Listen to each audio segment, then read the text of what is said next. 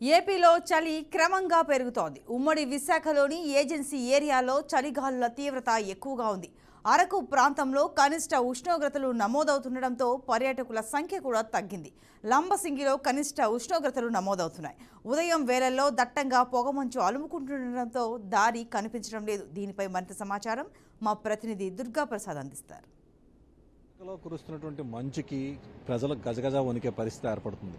గతంలో ఎన్నడూ లేని విధంగా ఈసారి మాత్రం కురుస్తున్నటువంటి మంచు కనిష్ట ఉష్ణోగ్రతలు నమోదవుతున్నాయి. ఎందుకంటే ఈ చలికి స్థానిక ప్రజలే కాకుండా మొత్తం జిల్లా వ్యాప్తంగా ఉన్నటువంటి ప్రజలంతా కూడా గజగజ వణికే పరిస్థితి ఏర్పడుతుంది. మనం చూడొచ్చు ప్రస్తుతం విశాఖ నగరంలో ఉన్న పరిస్థితి. ఇప్పుడు కనీసం ఇప్పుడు ఈ సమయంలో కూడా పూర్తిగా కూడా ఫుల్ మంచుతోటి మొత్తం రోడ్లన్నీ కూడా పూర్తిగా కూడా కమ్మేసి ఉండే పరిస్థితి కనబడుతుంది. ఇదే విధంగా ఏజెన్సీ ప్రాంతాల్లో కూడా ఇంకా మరింత అత్యంతమైన కనిష్ట ఉష్ణోగ్రతలు నమోదవుతున్నాయి. ముఖ్యంగా విశాఖ నగరంలోని ఇప్పటికే ఎప్పుడూ లేని విధంగా 15 డిగ్రీలు ఉష్ణోగ్రతలు కనిష్ట ఉష్ణోగ్రతలు నమోదవుతుంటే ఇంకా ఏజెన్సీ ప్రాంతాల్లో ప్రస్తుతం అయితే మాత్రం 10 నుంచి 11 డిగ్రీలు ఉష్ణోగ్రతలు నమోదవుతున్నాయి. ఇటు లంబసింగిలో 11 డిగ్రీలు ఉంటే ఇక అలాగే అరకు ప్రాంతంలో 10 డిగ్రీలు ఉష్ణోగ్రతలు నమోదవుతున్నాయి. ఒక పక్క అక్కడ స్థానిక గిరిజన ప్రజలంతా కూడా ఈ యొక్క చలికి తెల్లవారి 10 అయినా సరే బయటికి రాలేక తీవ్ర ఇబ్బందులు పడే పరిస్థితి ఏర్పడుతుంది. మాక్సిమం అంతా కూడా ఇళ్ల వద్ద మంటలు వేసుకుని గడిపే పరిస్థితి అక్కడ ఉంటుంది. ఎందుకంటే ఈ యొక్క చలికి వాళ్ళు బయటికి రాలేక చలికి బయటకు వస్తే మాత్రం పూర్తిగా నరాలన్నీ బిగిసిపోయి తీవ్ర ఇబ్బందులు పడే పరిస్థితి కనబడుతుంది. అదేవిధంగా ఇటు విశాఖ నగరంలో కూడా ఇక్కడ ఉన్నటువంటి పరిస్థితి గురించి మనతో పాటు మాట్లాడేందుకు ఇక్కడ కొంత స్థానికులు వాకర్స్ ఉన్నారు. చెప్పండి, అసలు ఈ గతంలో ఎన్నడూ లేని విధంగా ఈ చలి ఉంది కదా, మీకు ఏమనిపిస్తుంది? ఈరోజు ఈ వాతావరణం చూస్తుంటే చాలా భయం వేసే పరిస్థితి కనిపిస్తుంది సార్. ఎందుకంటే ఈ వాతావరణం మొత్తం కూడా కాలుష్యం అయిపోతుంది. వాతావరణం అంతా కూడా చాలా ఇబ్బంది పడుతున్నటువంటి పరిస్థితి. ఒకరోజు చూస్తే చలి ఉండట్లేదు, ఒకరోజు చూస్తే బాగా -డిగ్రీలకు వెళ్ళిపోయే పరిస్థితి కనిపిస్తుంది. ఇంతకు ముందు ఎప్పుడు కూడా ఇటువంటి వాతావరణం ఎప్పుడు కూడా విశాఖపట్నం సిటీలో కనిపించట్లేదు. అలాగే ఇతర ప్రాంతాల్లో కూడా విలేజ్ల్లో కూడా అటువంటి వాతావరణం లేదు. ఈరోజు చూసుకున్నప్పుడు ఈ మొత్తం కాలుష్యం పెరిగిపోవడం వల్ల ఈ వాతావరణం అనేటువంటిది ఈ రకంగా మారింది అనేటువంటిది మా అభిప్రాయము. ఎందుకంటే ఇప్పుడు ఉన్నటువంటి శబ్ద కాలుష్యం ఒకవైపు నుంచి, ఇతర పొల్యూషన్ ఒకవైపు నుంచి అనేక రకాలైనటువంటి ప్రాబ్లమ్స్ వల్ల ఈ వాతావరణంలో అనేక రకాల మార్పులు వస్తున్నాయి. కాబట్టి దీనికి 2 కారణాలు ఉన్నాయి. ఒకటి మానవతా తప్పిదం దొరుకుతుంది. రెండోది ఏంటంటే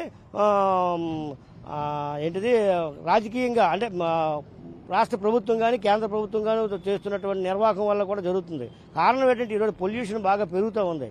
ఈ పొల్యూషన్ పెరగడం వల్ల చాలా ఇబ్బందులైనటువంటి వాతావరణ మార్పులు జరుగుతూ ఉన్నాయి. ఉదాహరణకి ఇప్పుడు ఢిల్లీలో చూసుకున్నప్పుడు చాలా ప్రాబ్లమ్స్ ఎదురవుతుంది. అక్కడ ఎప్పటికప్పుడు ఆ ప్రాబ్లమ్స్ కనీసం మనిషిని రోడ్డు మీద తిరగలేని పరిస్థితి కనిపిస్తూ ఉంది. అలాగే ఇక్కడ చూసుకున్నప్పుడు కూడా గతంలో చాలా హ్యాపీగా ఉన్నటువంటి విశాఖపట్నం సిటీ ఈరోజు చాలా ఇబ్బంది పడుతున్న పరిస్థితి కనిపిస్తూ ఉంది. ప్రజలు కూడా అనేక రకాల రుగ్మతలకి ఈ వాతావరణ కాలుష్యం వల్ల రుగ్మతలు కూడా వస్తూ ఉన్నాయి. ఈరోజు మళ్ళీ కరోనా అనేటువంటిది మళ్ళీ ముందుకు వచ్చే పరిస్థితి ఉంది. దీనికి కారణం టీబీ పెరుగుతూ ఉంది. టీబీ ఇవన్నిటికీ కారణం ఏంటంటే కాలుష్యమే, వాతావరణ మార్పులు జరుగుతున్నాయి. కాబట్టి వీటన్నిటినీ మనం నిరోధించాల్సినటువంటిది రాష్ట్ర ప్రభుత్వం కానీ లేదా కేంద్ర ప్రభుత్వం కానీ వీటి మీద చర్యలు చేపట్టట్లేదు. అనేక రకాలైనటువంటి ఫ్యాక్టరీస్ కానీ అనేక రకాలైనటువంటి వస్తువులు ఉన్నాయి. వాటిని దీనికి ఒక నియంత్రణ మండలి ఉంది, కాలుష్య నియంత్రణ మండలి. ఆ నియంత్రణ మండలి కనీసం చూడనట్టుగా ఉంటున్నారు తప్ప కనీసం దాని మీద ఎటువంటి చర్యలు చేపట్టట్లేదు. దానివల్ల కూడా వాతావరణంలో అనేక మార్పులు జరుగుతూ ఉన్నాయి. అలాగే ఒక రకంగా చూసుకున్నప్పుడు ప్రపంచం మొత్తం మీద కూడా వాతావరణంలో అనేక రకాల మార్పులు వస్తున్నటువంటిది మనం చూస్తూ ఉన్నాం. పత్రికల్లోని న్యూస్లోని కూడా వస్తూ ఉంది. మొత్తం ప్రపంచవ్యాప్తంగా చూసుకున్నప్పుడు అమెరికా లాంటి దేశాలు ఈరోజు పెద్ద ఎత్తున కాలుష్యం అనేటువంటిది విరజిమ్మేటటువంటి పరిస్థితులు కనిపిస్తుంది. ఎందుకంటే వాళ్ళంతా కూడా యుద్ధ సామాగ్రి తయారు చేయడం, దానివల్ల 60% ప్రపంచంలో 60% వరకు 70% వరకు ఒక్క అమెరికా వల్లనే ఈ యొక్క కాలుష్యం పెరుగుతూ ఉంది, వాతావరణంలో మార్పులు వస్తాయనేటువంటి సైంటిస్టులు చెప్తున్నారు. మనం చెప్తున్నటువంటి విషయం కాదు. కాబట్టి ఆ రకంగా మనం అర్థం చేసుకోవాల్సిన అవసరం ఏంటంటే ఈరోజు విశాఖపట్నం సిటీలోనో ఉన్నది అనేటువంటిది కాకుండా మన రాష్ట్రంలోనే కాకుండా మొత్తం దేశవ్యాప్తంగా ప్రపంచవ్యాప్తంగా కూడా వాతావరణంలోనే అనేక రకాల మార్పులు జరుగుతూ ఉన్నాయి. ఈరోజు ఓజోన్ పొర అనేటువంటిది కణాలు పడుతుంది అనేటువంటి శాస్త్రజ్ఞులు చెప్పినటువంటి విషయం. ఎందుకది ఇప్పుడు ఆ ఓజోన్ పొర మాత్రం కణాలు పడితే మొత్తం మానవత్వ మనుషులనే వాటిని మిగలరు. కారణం ఏంటంటే ఆ వేడైనటువంటి పూర్తిగా వచ్చి దెబ్బతింటది. మొత్తం శరీరాలన్నీ కూడా దెబ్బతింటాయి. కారణం ఏంటంటే ఆ వాతావరణ కాలుష్యం వల్ల ఈ రకమైనటువంటి మార్పులు అనేటువంటి వస్తున్నాయి. అలాగే హిమాలయ పర్వతాలను మంచు కరుగుతున్నట్టుగా సైంటిస్టులు చెప్తూ ఉన్నారు.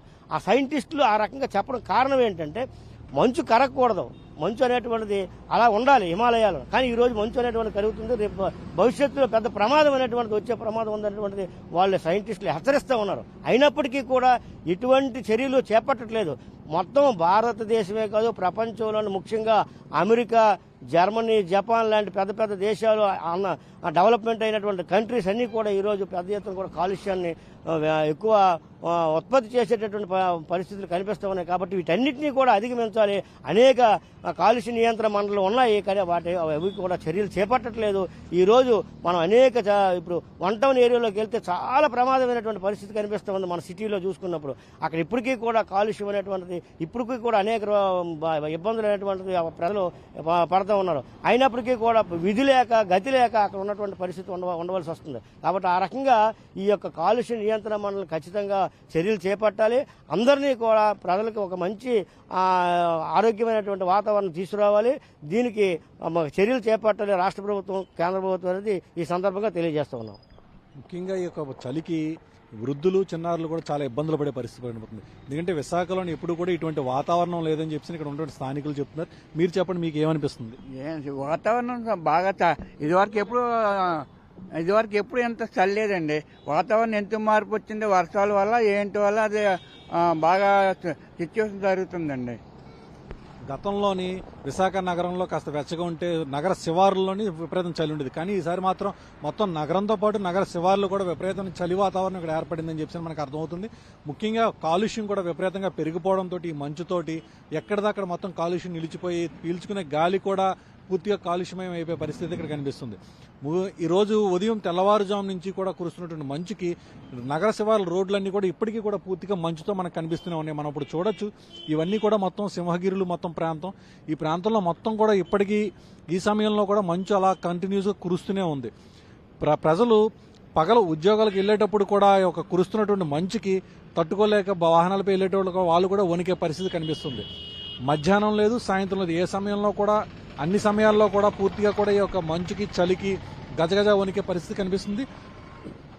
దీంతో అనేక రుగ్మతలు కూడా వస్తున్నాయి. దీంతో జాగ్రత్తలు కూడా వహించాలని చెప్పి వైద్యులు కూడా సూచించడం జరుగుతుంది. ఎందుకంటే ఉబ్బసం ఉన్న వాళ్ళకి కొంత ఇబ్బంది పడుతుంది, అలాగే అలర్జీలు ఉన్న వాళ్ళకి కూడా చాలా ఇబ్బంది పడుతుంది. కనుక ఈ వాతావరణంలో తగు సూచనలు, జాగ్రత్తలు కూడా తీసుకోవాలని చెప్పేసి వైద్యులు కూడా సూచిస్తున్నారు.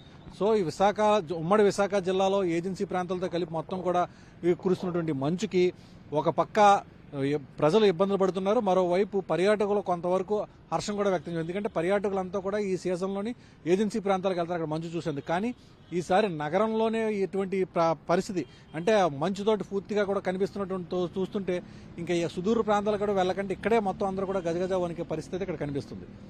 కెమెరా పర్సన్ శివాతో Durga Prasad, over to studio.